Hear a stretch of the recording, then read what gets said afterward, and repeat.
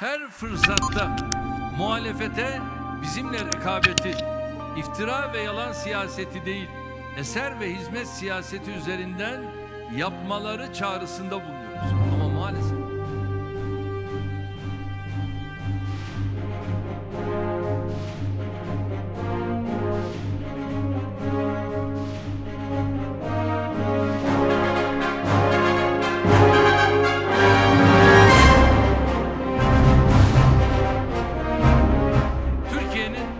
köklü ilişkilerinin bulunduğu Polonya ile yakın dönemde de önemli işbirliklerimiz olmuştur. Özellikle savunma sanayinde bu işbirliğinin oldukça verimli sonuçlarının ortaya çıktığını görüyoruz.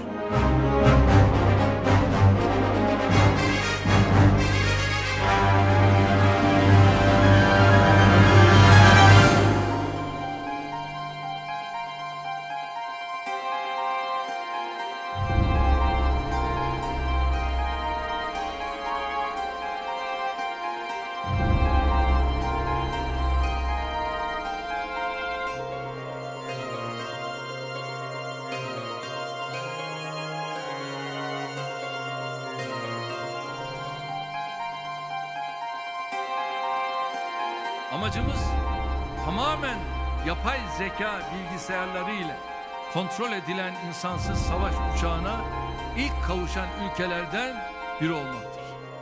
Böylece dünyanın halen peşinde koştuğu 5. nesil savaş uçaklarının da ötesinde bir seviyeye Allah'ın izniyle ulaşacağız.